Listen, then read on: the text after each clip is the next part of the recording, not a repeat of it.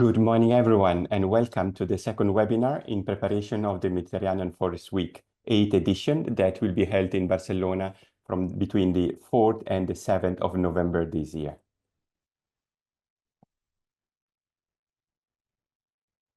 The Mediterranean Forest Week is organized with 6 main plenary sections, each addressing a specific topic that is relevant for Mediterranean forestry. And each of those sessions is going to be organized with the 2 or 3 keynote speeches and a number of panelists that will present the issue. And then we will have a we plan to have an interactive discussion with the participant during the Mediterranean Forest Week itself. But in preparation to that, we have organized a series of webinars, and this is the second of this series that will help us to dive into the different topics. Based on this, well, as I mentioned, we will have both the event itself and a number of posters that will be presented by scientists during the week itself, and that have been made available now. The series of webinars that we are preparing and that they will launch, and we had the first one already. This is the second one, is about assessing ecosystem service, a pathway to stronger forest conservation. And then I will leave the floor now to Rosario that from IUCN, that she will dive us into this topic, and she will also introduce the speakers that we have invited today. Thank you very much for your attention, and looking forward to this presentation, but also to welcome all of you in Barcelona in November. Thank you very much.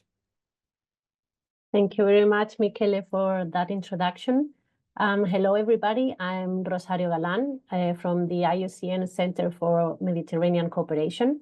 I will be one of the hosts today, together with Joel Salame from AIFM and Livia Zapponi from CNR. This webinar, like Michele was explaining, is part of the warming up that we are going for the biodiversity session that we are organizing during the Mediterranean Forest Week. So before we start, I wanted to inform you that unfortunately one of our speakers, who is Gabriel Gutierrez, is not going to be able to join today. He had a last-minute emergency. Gabriel works for the General Directorate of Forest Policy and Biodiversity in the Andalusian government in Spain. And he was going to present the Live Cork project that takes place in the south of Spain. It's a pity we won't be able to count on his presentation, but yeah, it was something last minute. We apologize for that. I'm going to start with some rules for today's webinars. This webinar is going to be recorded, and it will be available on the Mediterranean Forest Week website. And then if you have any questions during the webinar or during any of the presentations, please use the chat on YouTube, where you can include your questions, and then we will collect them, and we will have our questions and answers at the end of all the presentations. So after those rules, I'm going to start with the first speaker of today. We're going to have a brief introduction about nature-based solutions by my colleague Dorsa Sheikol-Eslami. Dorsa is a nature-based solutions program officer in IUCN, where she focuses on mainstreaming nature-based solutions in policy and practice, and providing technical assistance on the application of the IUCN Global Standard for NBS to a wide range of stakeholders, from governmental agencies to research institutes. So Dorsa, please. The floor is yours. Thank you very much, Rosario, and thank you very much, Michele, for opening the meeting. And hello, everyone. This is Dorsa joining you from Gland, Switzerland, and let me share my screen. Okay, please let me know when you can see my presentation, and I am now in reading mode. All good? Okay. Yes, you can see. Great, perfect. Thank you so much. So today, this session is focusing on the role of ecosystem services and the considerations we need to have in mind for more sustainable forest management actions. And that is one of the reasons behind the development of the IUCN global standard for nature-based solutions. It is aiming for providing support for effective project design, implementation, monitoring and evaluation, as well as going beyond just actions on the ground and support the development and implementation of policies, practice, and smart financial decision making. I'll get to that in a second, but I want to start by talking about the concept of nature-based solutions and why we are talking about it. I'm sure you've been hearing about it a lot more over the past couple of years, and it would be a good moment maybe to start and refocus on what we are trying to achieve through MBS. So traditionally, there was this dilemma between conservation society and development society on where the how to define the boundaries of the use of natural resources, how to work with ecosystem services. One was aiming for protecting nature and keeping actions out of it as much as possible. The conservation society and the development society needs those resources to be able to build sustainable economies and thriving societies.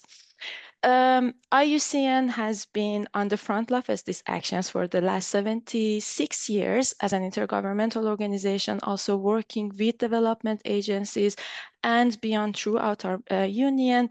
And it gave us a very good opportunity to see all of these discussions and try to find the a solution that can benefit both of these priorities.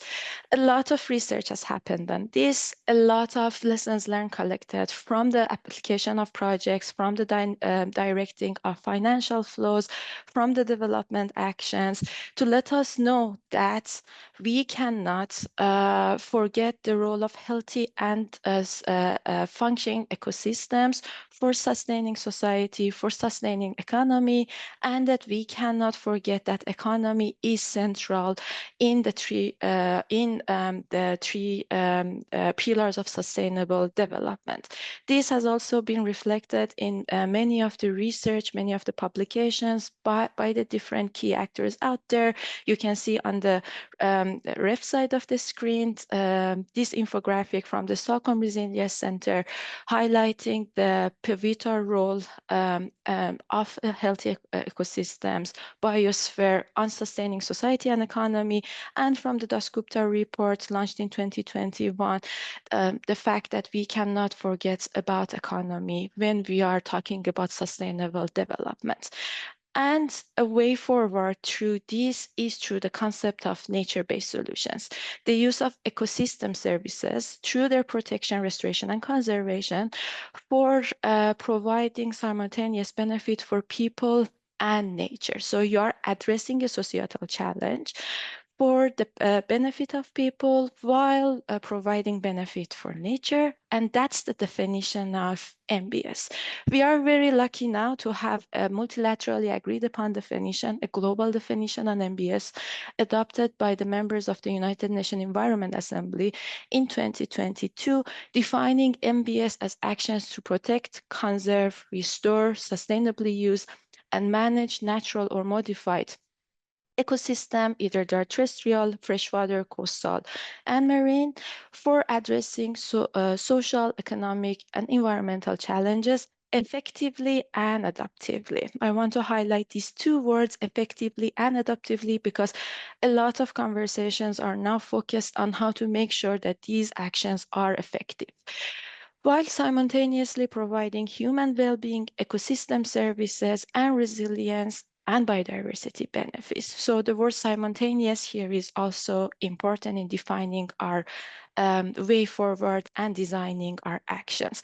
On this infographic on the left, you can also see that MBS is an umbrella concept. So it is not, it's nothing new. There are a lot of actions, approaches that have been practiced for millennia by the local communities, by indigenous peoples, later on by the development sector, by the conservation sector, that already fit under the definition of nature-based solutions. And what we are aiming through MBS is to make sure that these actions are effective and that they provide a simultaneous benefit for a sustainable development.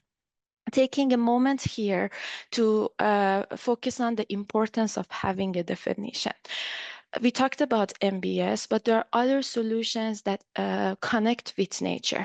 For example, renewable energy, wind farms.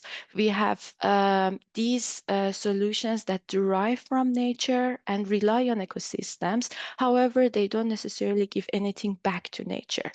At IUCN, we refer to them as nature-derived solutions. And we have solutions like biomimicry that are inspired by nature, that they do not rely on ecosystem services, nor that they provide any direct benefit to nature. So the role of providing benefits simultaneously for people and nature at the same time is what defines the core of MBS. And because this is resonating with a lot of discussions that are happening at the global level, national level, and regional level, we see the integration of MBS into many action plans and many goals and targets. And MBS is also being used as an entry point for integrating nature, where nature is not traditionally on the agenda when decisions are being made or actions are being defined. At IUCN, we have MBS as one of the 6 priority areas in our 2030 program. Soon we will have our 20-year program vision that also sees MBS as a central point at the international level through different multilateral environmental agreements like the Climate COP, Biodiversity COP, Combating Desertification COP, and the COP on wetlands.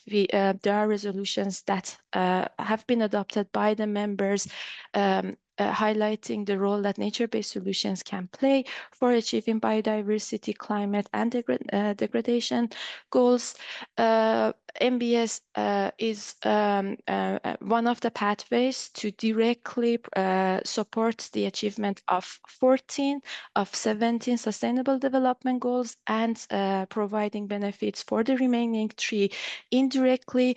And from a private sector perspective, MBS is there as one of the pathways to support the development of the ESGs to achieve the targets there, and is part of the actions and the support that is being developed and provided through TNFD. So you can see MBS is also something that is breaking the silos, establishing discussions across different actors. So we talked about the need for these actions to be effective, and we talked about how there are different actors who are relying on nature and MBS as a pathway to achieve their targets and their institutional priorities. This means that we will need to have a better understanding on how to define nature-based solutions, how to implement them, and how to monitor and evaluate them, and make sure that we are building this on lessons learned. So the people who are, what we are designing, we are avoiding similar mistakes that have happened before, and that we are building on cases of success. This led IUCN into developing a global standard, a framework where different stakeholders with different languages can come together and have an entry point to start documenting their actions, to have this set of guidelines to guide their policies, design of financial flows, design of grant mechanisms, as well as their projects.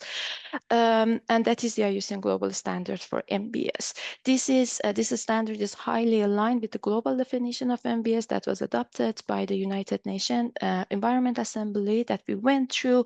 It was launched in 2020 and has 8 criteria and indicators. This was not developed in silo. It wasn't just IUCN who was like, okay, we are talking amongst us to develop a global standard.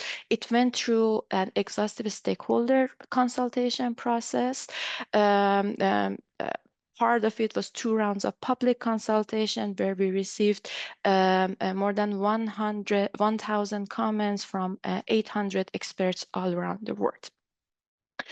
And in 2021, at the World Conservation Congress, the standard was put out there by its members to be promoted and integrated across IUCN's membership work.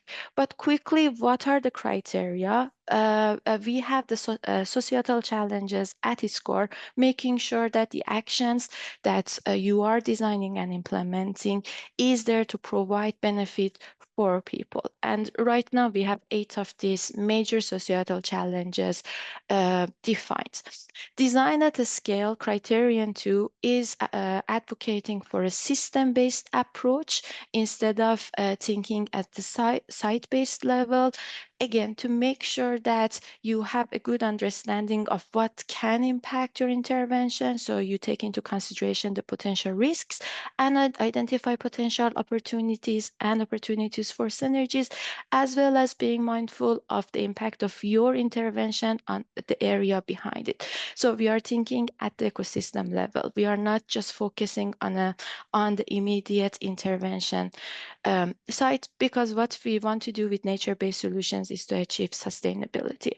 We have the 3 pillars of sustainable development, nature, economy, and people as criteria 3 to 5, making sure that these actions align with the objectives of biodiversity conservation, with economic sustainability, as well as inclusive governance. And because no action is perfect, unfortunately, most of the time in the real world, criterion 6 is focusing on trade-offs, identifying who pays and who loses and who is winning, to make sure that you have proper safeguards in place to have a socially and ecologically just action. Adaptive management, criterion 7, is also reflected in the definition of MBS with the word adaptive, is calling for having a robust monitoring and evaluation system, not just at the end of your project, but throughout your project design and implementation, so that you can collect the right information to identify new arising risks and new opportunities and take any corrective actions if necessary.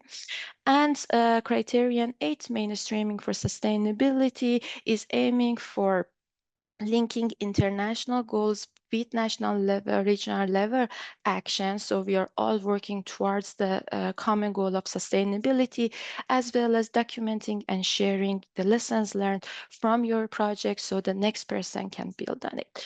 So this was a very quick overview of the standard. If you want to know more about it, there is the standard booklet that provides more information about the criteria and the indicators, as well as selected case studies to help convey the vision behind each of these criteria. We have a guidance document that supports the standard, that goes into detail on what we are trying to avoid and what we are trying to reach. And if you have projects that you would like to be assessed against the standard, IUCN has launched a self-assessment tool publicly available for anyone, not just bounded to IUCN membership, where you can go and get support for the assessment of your project. Thank you very much. And I will be here if you have any specific questions on the standard. Thanks. Thank you very much, Dorsa, for that very interesting presentation about the MBS standard of IUCN. We are going to move now to our second speaker, who is Teresa Baiges from the Forestry Department of the Catalan Government in Spain. She is a forest and agriculture engineer with a Master of Science in Agroforestry. And Teresa will present today how integrative forestry can be used as a nature-based solution to restore biodiversity in the Mediterranean, and a couple of examples of economic incentives for the protection of ecosystem services. So Teresa, please, whenever you're ready. Thank you, Rosario. Can you see the presentation well and hear me well? Yes, yes. Thank you. Thank you. So thank you everyone for joining this webinar. As Rosario said, I work for a public company called Forest Ownership Center, which belongs to the government of Catalonia. And Catalonia is the region you see here in this triangle in the map. And then in Spain, we have decentralized powers on forest and forestry. So every region has powers on this. So we are able to make our own policies. And I will explain today how do we approach this idea that foresters and forest management can better contribute to the protection and restoration of biodiversity. So I guess we are in the side of, the development side that Dorsa was explaining, but we want to to be part of the conservation side too. So I'm going to start with some ideas of context and the approach, and then explain these two instruments we are applying. So the first idea is that, of course, for any solution, any measure to be effective, which is what we're looking, the context is really important. So I'm going to explain a little bit about our context, so for you to understand our approach. So in Catalonia, we are a highly forested region. 60% of our area is forested, which makes us one of the most forested regions in Europe. And this is because we had the forest transition in the last century, in between 1940 and 1970. Many rural areas were abandoned. People left to the cities. The products from the forest were not used anymore. And then you can see here these two pictures from 50 and 20. We have lots of examples of that. It could be a very successful nature restoration project, but it's just nature done itself. So forest naturally has been colonizing former pasture land and agricultural land just because we left the rural areas. But it has had consequences also. Now we're seeing the consequences of this. There've been many good consequences, but now we're facing a higher increase in wildfires. This is affecting also the water provision in our area, and also the biodiversity conservation. So a little bit more about the context. Our forests are also very diverse because we've got very different climates, from the sea level to 3,000 meter higher altitudes in the Pyrenees. So this makes a lot of different types of forests, which are very diverse and many times mixed between them. They are all Mediterranean, and we all Mediterraneans know that this is a richness, but also it can have some drawbacks when it comes to productivity and profitability. And also not only the big topography is important, but the micro topography is also relevant. So very big changes in very small areas, and all of them has to be taken into account. As for the ownership of these forests, they are mostly owned by small private forest owners. We've got more than 250,000 forest owners with an average forest size around 6 hectares. But we tend to work with these 5% of forest owners that have forests bigger than 25 hectares. So because then we are impacting in 70% of the land. So, and it's easier to reach them, easier to work with them, and then we will slowly engage the other ones. When it comes to the state of nature, there was this report launched in 2020 on the state of nature in Catalonia. And when it comes to forests, we've got these two graphs which shows the populations of the two group species that are most known in our area, so the butterflies and the birds. And we see that in woodland areas, because of this increase in woodland surface, the birds and the butterflies their populations are either stable or increasing. So generally forest species that we don't have a problem with them. The problem is with the more specialized ones and the rare ones that need more mature forest, which we don't have to live in. And also we see in the graph below about the scrubland, we've seen this decline in the populations of butterflies and birds because of this expansion of forests. So this is something that we have to have in mind, because we want to recover this mosaic type kind of forest. Could be one of the measures that we are advocating for.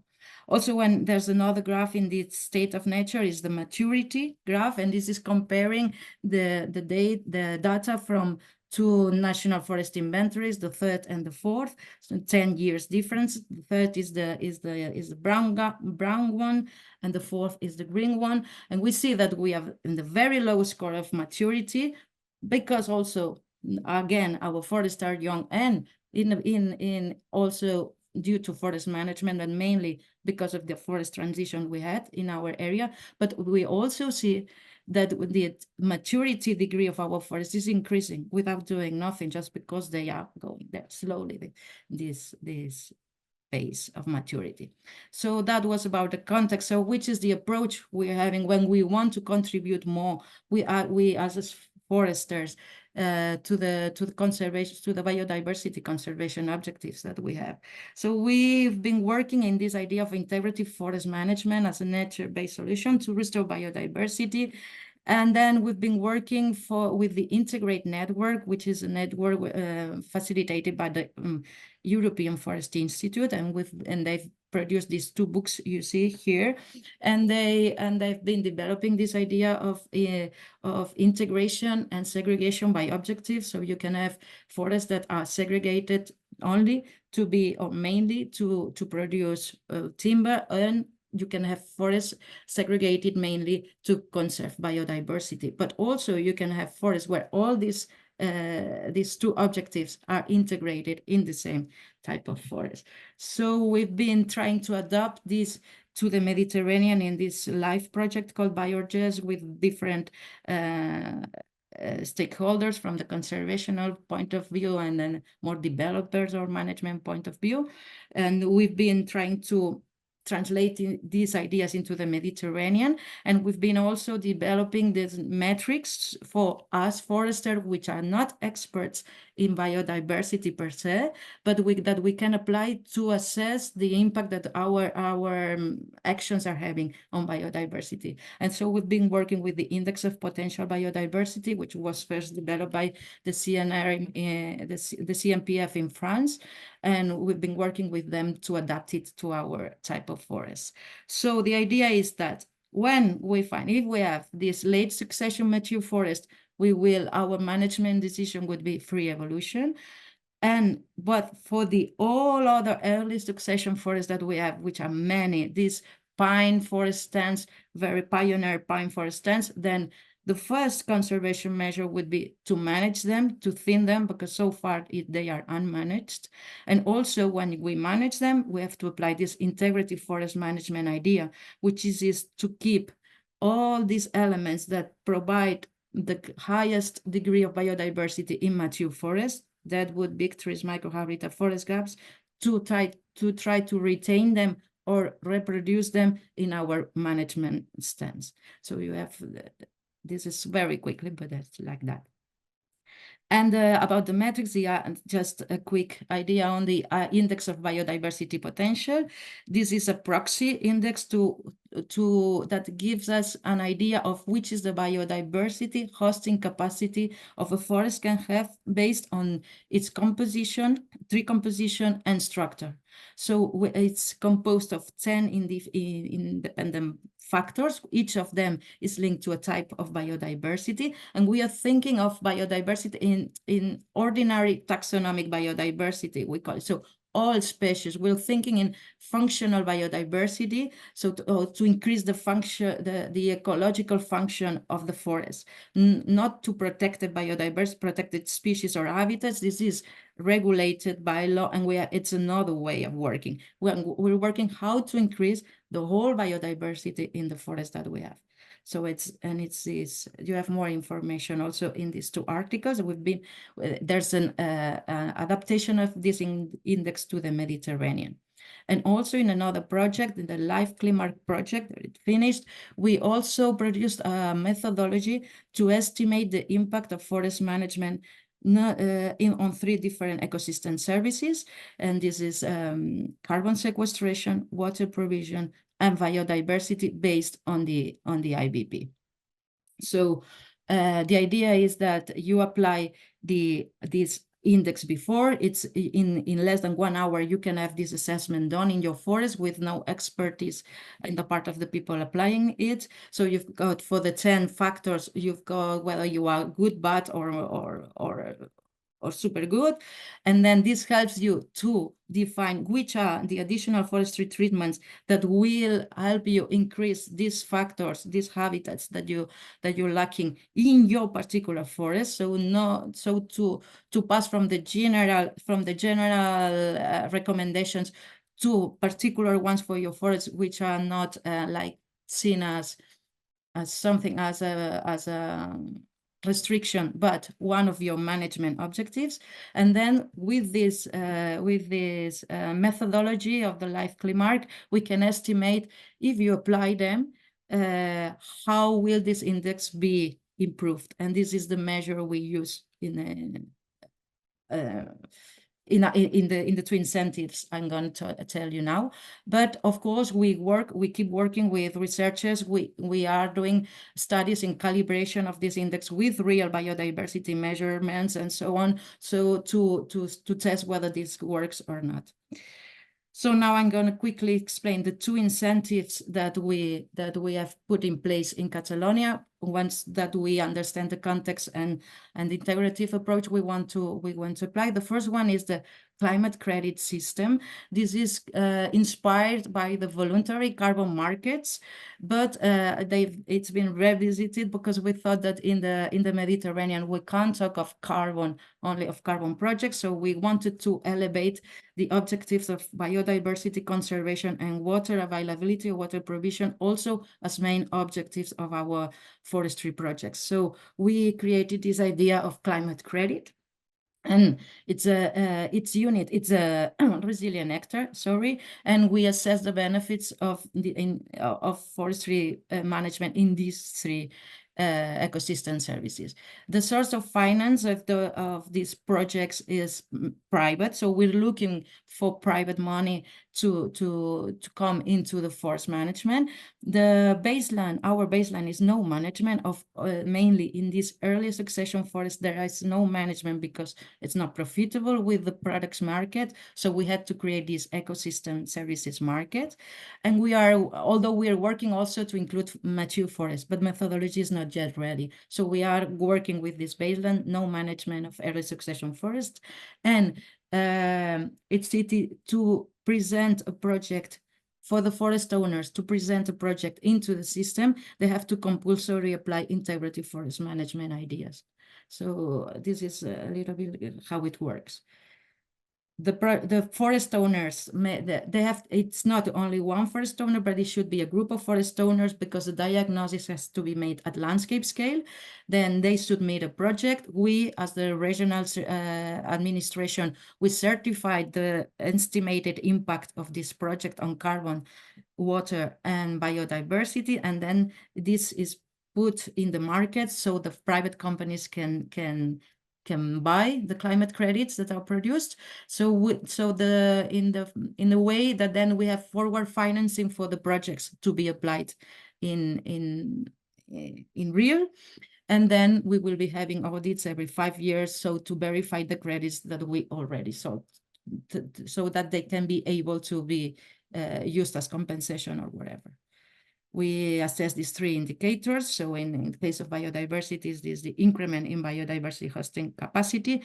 And after 1 year, we've got already 10 projects in the pipeline. 5 of them has already been implemented. The mean impact of these projects, of these 10 projects on biodiversity, is a 20 estimated impact. It's a 22% increase in this biodiversity hosting capacity. And then to the mean cost of every project has a different cost, because we based the price of the credit in the provision cost of this credit, but the mean average is 3,600 euros per hectare or per climate credit. And this gives this figure for the biodiversity, 171 euros per percentage point that we increase, or for potential biodiversity that is being restored, which is difficult. We have now many things to compare with. As for water, we know how does it cost to produce 1 cubic meter of water or 1 ton of CO2. We have markets, but for biodiversity, I don't know. Maybe we can discuss about that. And so far in 1 year, we could mobilize more than 400,000 euros of private money to integrative forest management. And the second example I wanted to show with you is the public grants that we have launched for the provision of ecosystem services, particularly related to biodiversity. So in this case, the source of finance is public, and it's a Biodiversity Heritage Fund of the Catalan Government, which together with the Climate Fund is fed by a CO2 tax that we have on cars. Everybody having a car now has to pay a tax, and it's feeding this fund. So it's an annual call for private forest owners, and there are 2 lines of funding. The first line is the creation of reserves, so the free evolution. In this case, the forest that is presented to the call has to fulfill the criteria of being a premature or mature forest, and there we use another index, which is the Red Bosques Index for maturity. The maximum the forest owner can get is 25,000 euros per forest, and they need to sign a contract of no management of this forest for at least 25 years. The second line is integrative, as the integration of biodiversity criteria into productive thinnings. The maximum for a forest owner to get is 10,000 euros per forest, and then in this case the IBP has to be applied to define the additional treatments that need to be applied. So this is the results of the first 2 years. So you've got 2023 up and 2024 below.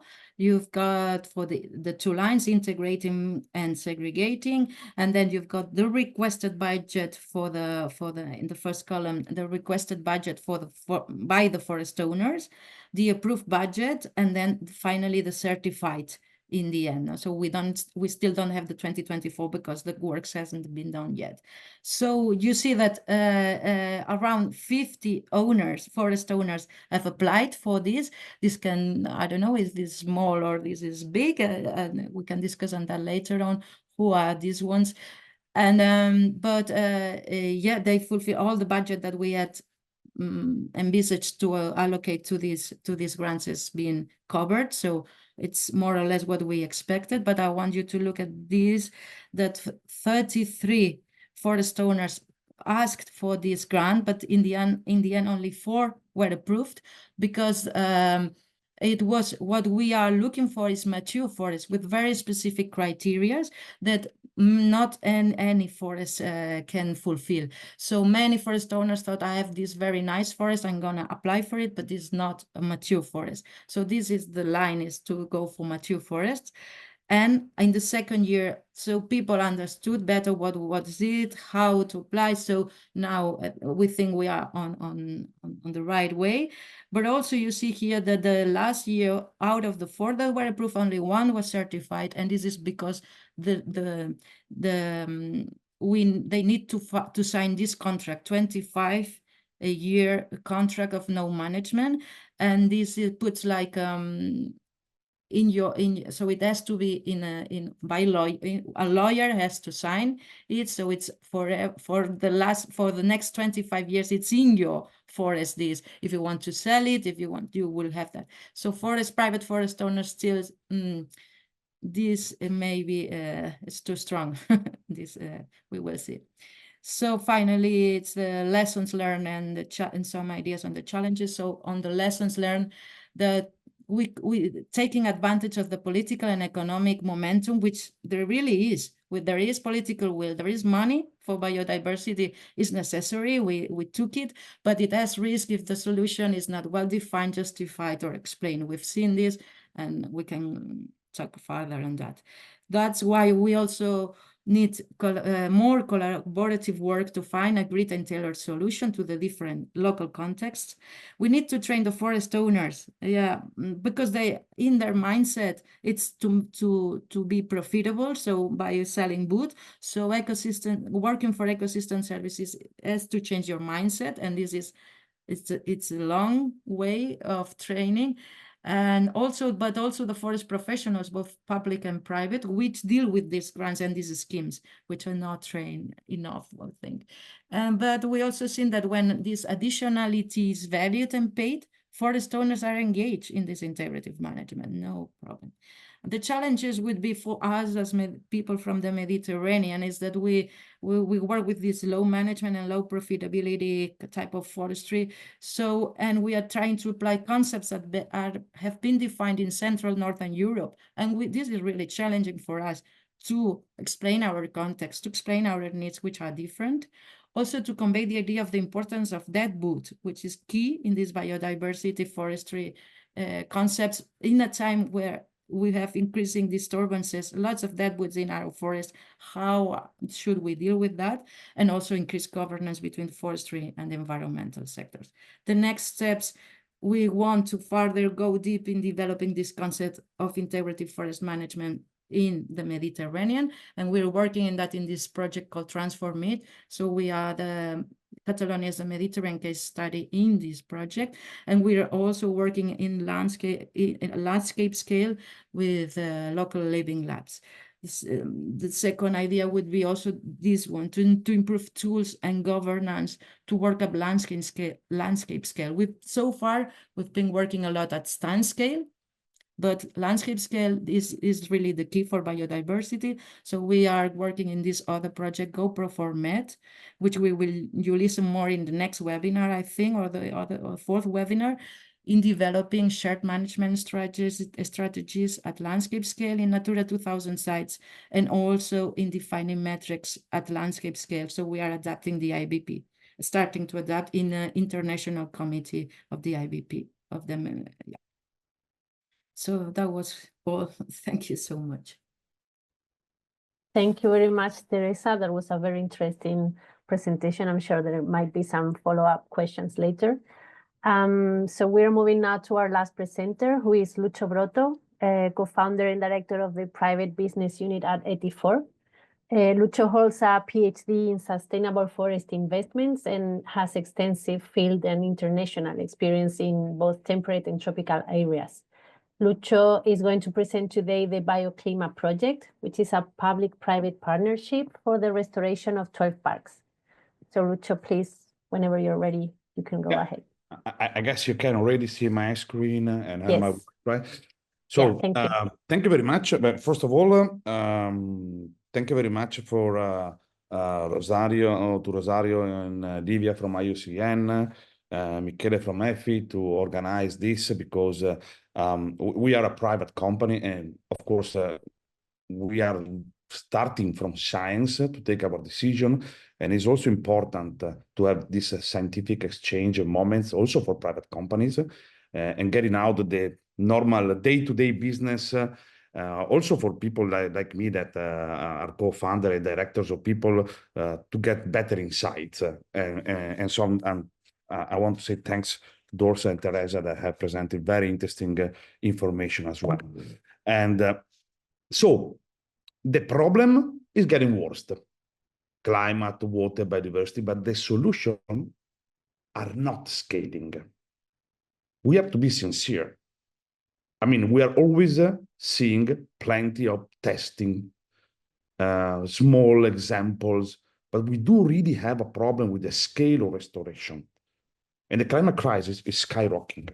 So we try to figure out what's the problem, I mean, behind this.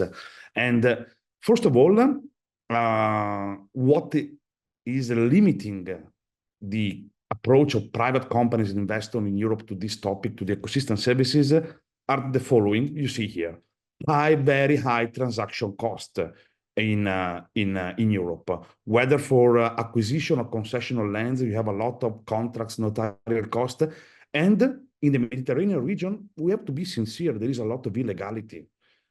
And private companies and investors do not like these conditions. Sometimes this illegality is even organized, like in South Italy. And this is a huge limit to the restoration of nature ecosystem, because the private companies would just go away, you know. Then there is a high per hectare cost of making intervention, because there is fragmentation, small scale, local legislation, regional legislation. And we also, and this was pointed by Teresa, we are in the Mediterranean and everything is growing very, very slow. It means that the restoration of biodiversity is low, removal of carbon is low, so it doesn't put us in the best condition to act. And these are investments that are not normal in the private sector, because it takes 10, 30 years to restore the natural capital. And then there is a systematic problem of scarcity of human capital. When you want something to be implemented in the ground, you're lacking people to do the job, people to do the physical activities, or maybe there are, but they're not skilled. And this is translated in increased cost of labor. And then, of course, we know these are projects that requires high initial investments. And so we need to find the cash to run this kind of projects somewhere, and someone that is able to wait for the return to come. But there are positive aspects. Restoring nature is a super charismatic way to deal with problems like biodiversity, water, carbon, other pollutants, and whatever. And when you, and this was shown by Teresa, when you make an intervention, you're not just improving the quantity of biomass, renewable energies, renewable materials available, but there is also plenty of other co-benefits, benefits that are even more important, like water biodiversity and so on, which means that when you make a restoration project, you can add value on it. And then we have to thank the European Commission, because it's coming up with important legislation that are pushing companies in capturing this multifunctionality of nature. Because with the CSRD, companies are not just looking at carbon, but they're looking at water, biodiversity, pollutants, people, marginal communities. And then investing in natural area, and this is very, very, very clear, like in US. They are systematically doing this kind of investments because it's hedging inflation. When you have a natural assets, the natural assets does not follow the other markets. It doesn't matter who is the local politician. The trees will still grow. The water will still flow. And this is very important to diversify the investments for investors. And then we have to be proud of the capacity of having certification in place.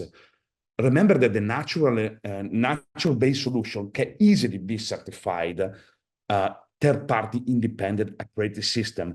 This is not the case of mining. This is not the case of steel. This is not the case of technology.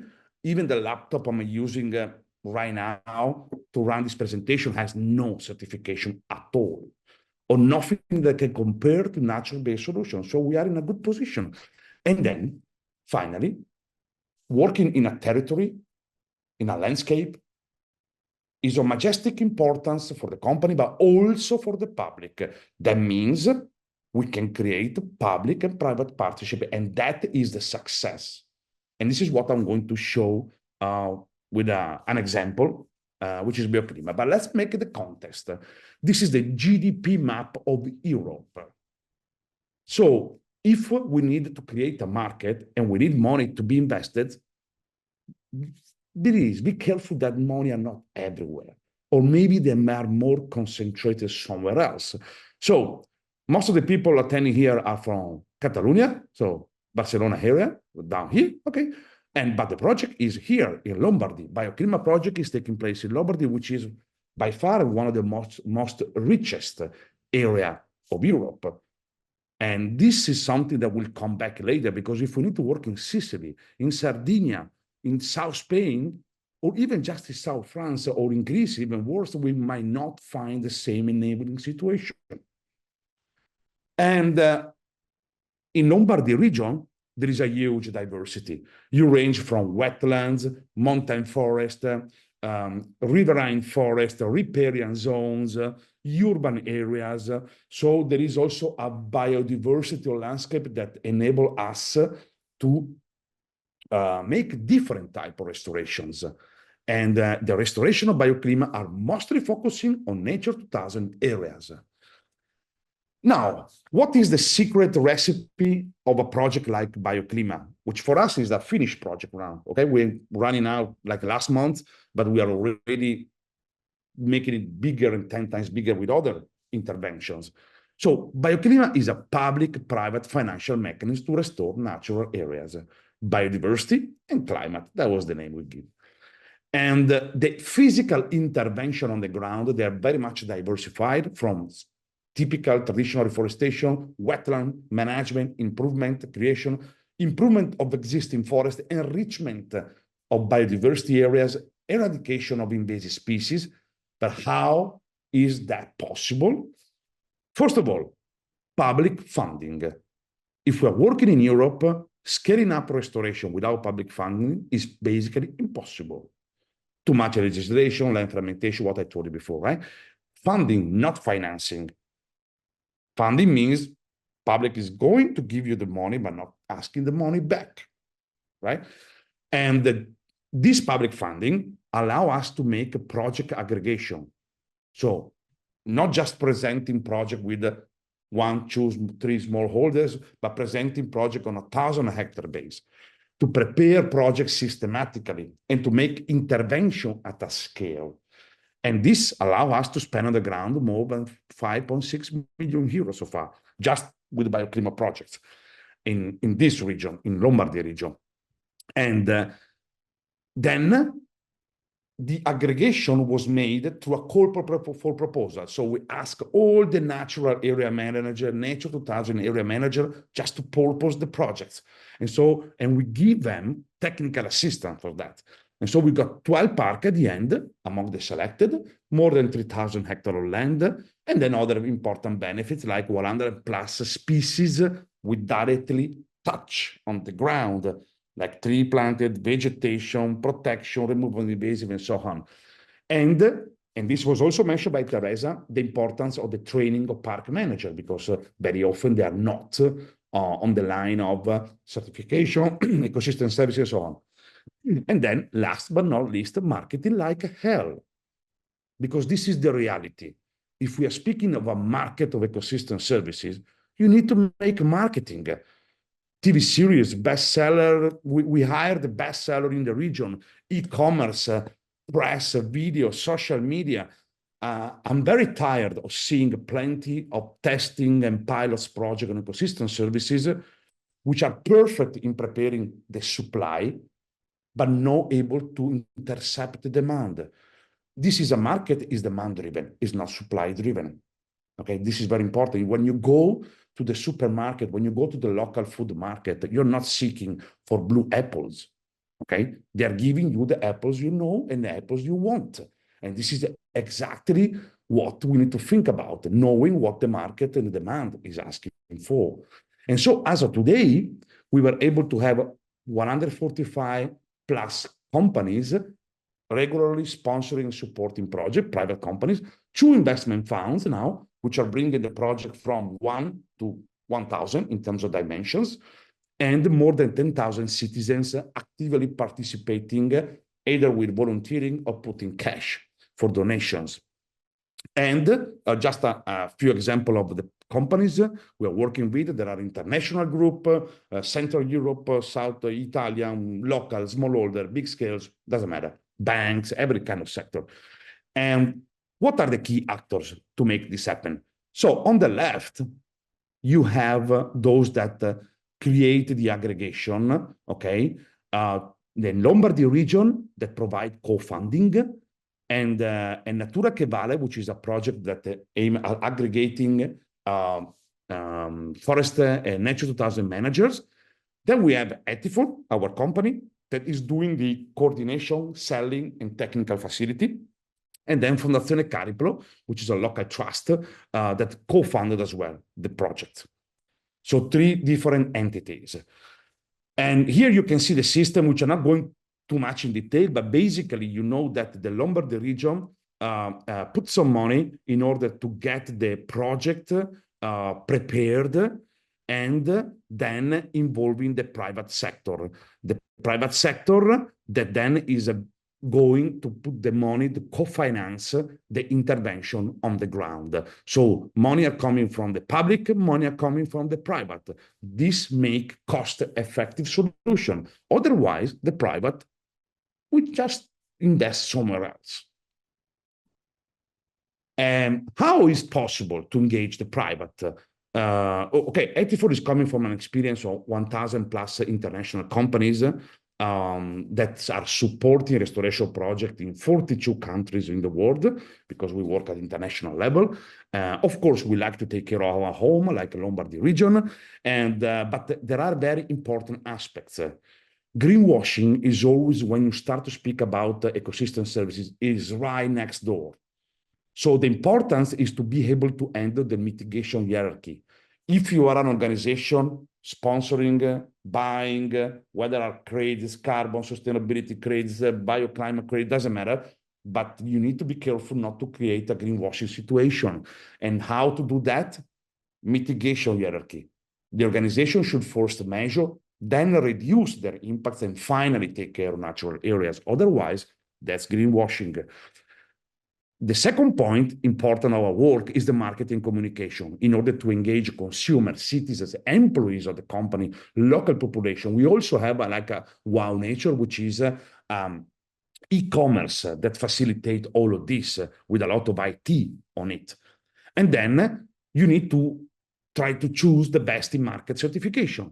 We know that right now in Europe, there is not European recognized ecosystem service certification. So we need to adapt to what is available.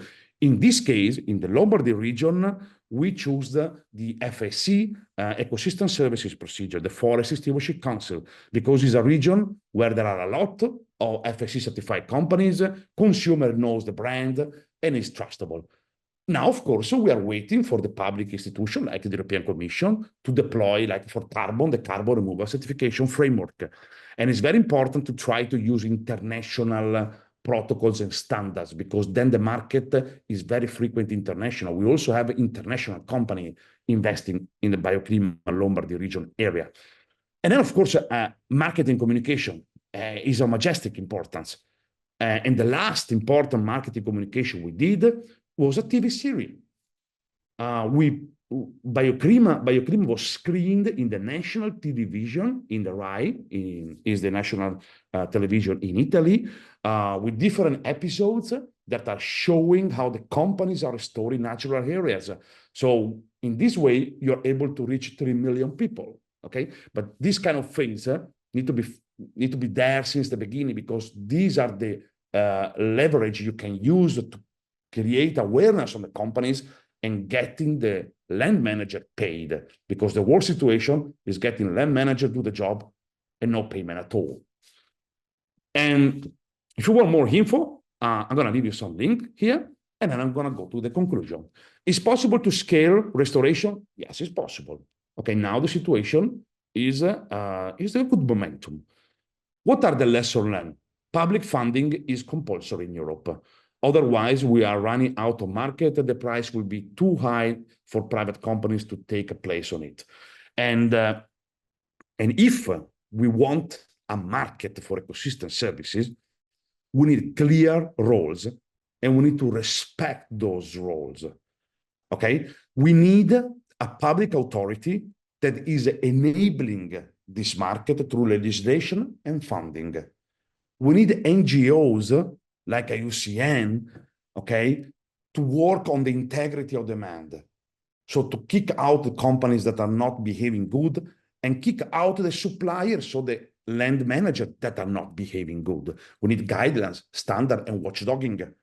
And we need the private sector, okay? Because the private sector, if it's a market, there has to be business, there has to be sales, there has to be marketing, and there has to be cost-efficient interventions.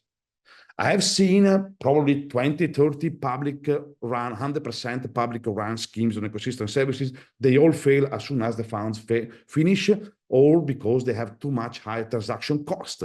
If today a company is asking you for a specific activity and you need to hire 10 people, it's very important to have those 10 people right straight available. And only a private organization can hire 10 people in 10 minutes, okay? A public organization will struggle to do that. Replication. Okay, in the Mediterranean area, I would suggest to start from high GDP areas because you need buyers. In the Mediterranean area, we need to focus on retaining water because with no water, there's less biodiversity, less growth, okay? And scarcity of water itself creates huge problems. And then we need to focus on those economic sectors that are skyrocketing in the Mediterranean area, which are renewable energies, agriculture, and tourism. Thank you very much. Thank you very much, Lucio, for also a very interesting presentation. We are going now to move on to our questions and answers after these very interesting presentations by Dorsa, Teresa, and Lucio. I'm going to pass the word to Joel, please, if you could let us know which are the questions that we have received. Yes, thank you, Rosario. The first question is for Teresa. If in your presentation you mentioned the incentives, does these incentives represent a voluntary management methodology? And could you please tell us more if there are any management bodies that implement forest management in this field? So when we talk about private forests, the one who has the final decision on how to manage their forest, or if to manage his or her forest, is the forest owner. So I can talk about the willingness of these forest owners to engage in this type of management. But also then these forest owners contract forest management enterprises to do the work. And there are some of them that are beginning to be specialized in this type of forest, and close to nature, integrative forest management, closer to nature, whatever we call it, this idea of more integrative forest management, the new, younger forest management companies are engaging in this type of forest management. And the old ones is difficult because it's another way of working. No, so we're trying to engage the forest owners so that they can ask the forest management companies for this type of management. And the forest owners, for instance, in the grants, we've got the believers, the ones that, okay, yeah, we're already doing this, then we're going to get paid for this, let's ask for this money. But we still have to see how this can be scaled or not. In the case of the climate credit system, because we work at landscape scale, then it depends on we work with local forest owners associations. If they are strong, if they have a technician, a facilitator, which is paid by the system, by the way, because this is what really is lacking. Somebody who goes there reaching out for forest owners to engage in this type of projects. This can be done only by the local forest owners association. So if they are strong, then they are willing to be engaged in this. Thank you, Teresa. I have another question for you as well. So you mentioned that the forest owners are like, have some question marks concerning the conditions that you are putting for their forest. But how are they seeing those incentives? Are those incentives that you are providing aren't like compensating for the conditions you're putting? Yeah, in general, those forest owners that are already managing their forest for wood production, they see these kind of measures like a restriction to the profits they have if they have to leave dead trees in the area not to be sold. For instance, workers they are paid by how many tones they take away every day. So the first thing we found is that nobody wanted to be the one leaving the dead trees there, because it was 2-3 tones per hectare less than. So this type of things are the things that we have to face, you know, in practical things. And generally, yeah, the forest owners feel that if there's an extra work they have to do, or they lose some revenues from not being able to sell all the wood, then they need to be compensated in that sense, I could say. But then there is the ones that no manage at all, and they see that management is needed because of fire prevention, of water provision, or whatever. Then these are the ones maybe joining the climate credit system, and then what they appreciate the most is that they are seen as part of the solution and not part of the problem. So they are being paid. Well, I mean, they get nothing. It's paid. The system pays for the works, and they only get a better forest and maybe some wood that is they can sell, but it's not profitable at all. So, but what they get, it's a better. They've seen that they are in a better position towards society as being forest owners or forest managers, because they are doing that for the ecosystem services they are providing, and society is paying them through. So this is also a good incentive. Thank you so much. We have a question for Dorsa about the criteria of the nature-based solution. So do we need to meet all these criteria, or we can do like a prioritization among those criteria? Thank you very much, Joelle. A very good question.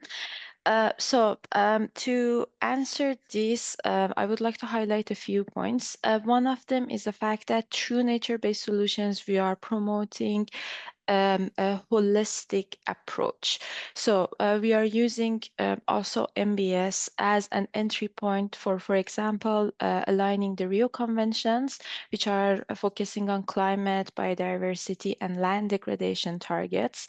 And as well as within many governments, IUCN is advocating for the use of nature-based solutions to break the silo, establish partnerships across the different the departments who already are directing funds and designing projects and pipelines for having actions on the ground. So because of this, holistic approach, the umbrella concept, the fact that we have different stakeholders directly impacted by nature-based solutions and are affected, it is very important to have all of the points that can impact the sustainability of your intervention, as well as the broader, social and ecological impact that it has into consideration when you are designing your project, let's say. The standard has a traffic light system. There are 4 different ratings that you can choose for your indicators based on the alignment it has by the definition of those indicators for your project. And what IUCN now advise, it's a voluntary standard right now. We don't have any assurance mechanism in place. We don't have any certification mechanism in place. But how IUCN sees the application of the standard is to meet partial, so 25% of alignment under each criteria. And it may sound a little bit overwhelming, like 28 indicators is not a small number. But first of all, the foundation of this criteria was based on a gap analysis that was done on 13 ecosystem approaches guidelines that are available out there. And then it went through this consultation process, and 28 was like the minimum number that we could take out to make make sure that there is integrity when it comes to the design and implementation of MBS. And these, if you go through the criteria, you'll see that they are also interconnected. So most of the time, unless there is a documentation issue and you don't have the right documentation to be able to provide like justification why you are rating your indicators higher or lower, usually scoring like very low, like or insignificant, 0 on a criteria means that you've missed an important part in your project design and implementation that can increase the risk of its for it to be long-term sustainable. So in short, yes, we would want to have like at least 25% of alignment under each criterion. Thank you, Dorsa. Actually, people are very interested in your presentation and they are asking if the presentation will be shared. Actually, the presentation will not be shared, but the recording of this webinar will be available on the Mediterranean Forest Week website. So you can go to the website and see the recording of this session as much as you want. Great, thanks. Thank you, Dorsa. Lucio, we have a question for you concerning the greenwashing. It's a main issue. And how do you advise to avoid that greenwashing? Yeah, we have seen many times this market of ecosystem services hit by greenwashing cases. And if in a normal, let's say, conventional market, we would say that every advertisement, publicity, every news is good, even the bad one, because let you get to know by people. This is not the case with sustainability. Because sustainability requires a lot much of integrity and is already speaking to people which are very much careful about the topic. And we have seen that in US with some public schemes going wrong with selling non-additional projects. We have seen internationally with Vera standards last year, a lot of scandals and so on. So I think that is like a hacker attack. It's the same of a hacker attack on IT system, is putting down everything on crash. So how to prevent that? You need to have good ESG strategists. So when a company comes to you, they are able to check the environmental, social, and governance strategy of the organization and make sure that the intervention they are supporting is placed in a robust integrity strategy of ESG, and not just like a company that has done nothing, not without measuring, reducing the impacts, and are just going to say, oh, look how good we are because we have planted 100 trees, okay? Or because we have restored 1 hectare, right? And the second point is to be able to have communication people, because then a lot of the greenwashing maybe is not happening, but it's just a matter of wrong communication. So greenwashing can be greenwishing, greenhustling, and so on. Okay, there are very different, definitions, but all of them, they fall in the communication part. So I think these are the 2 suggestions I will provide. Thank you. And do you think that the ecosystem services guidelines and standards are well adapted for smallholders?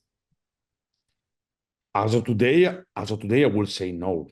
As of today, this is a huge problem because the first experience in the last 15 years on developing ecosystem services have always been very large-scale projects. And so the international standards are set for large-scale intervention and very, very, very much simplified intervention. So you go and you plant 10,000 hectares with the same mix of 5 species. But this is not the situation that you will find in Europe. Because we are and especially in Mediterranean, because we are rich in biodiversity, which is good, but it's also bad, because every time something is changing. You're passing on this other side of the valley, and the species are changing. And so this prevent large scale and complicate the theory of change behind every single project. The theory of change is cause and effect. I'm doing this, and so I'm generating a positive impact. And the standards, they work on theory of change. So I think here is the really important role of institutions, public institutions like the European Commission, but also regional institutions, to say, this is the baseline for the region. This is what won't happen if we do nothing, okay? In the way that the project intervention can easily move to implementing something better without having to monitor and calculate what will happen without me, because that is very difficult. So that is the first part. And then group certification is possible and is also going to be in the carbon removal certification framework. And so I guess also good streamline guidelines for that would be very essential. Thank you so much for answering all our questions. Rosario, we do not have any more questions, so back to you. Thank you very much, Joel. So I think with these questions, we're going to finish the webinar. We want to thank especially our speakers today, Dorsa, Teresa, and Lucio. Like we said before, thank you for such interesting work and for sharing a little bit of what you do with us today with those presentations. And thank you to all the attendees. Thank you, Michele, from EFI for hosting this webinar and preparing the Mediterranean Forest Week. Like Joel said before, you can go to the Mediterranean Forest Week website to have a look at the recorded webinar. We want to take the opportunity to remind you that we will also host another webinar on the 24th of October, where we are going to talk about different forest management approaches for biodiversity conservation. And yeah, thank you everybody for joining today, and we wish you a very nice day. Thank you. Thank you very much again. Thank you, everyone. Thank you. Thanks.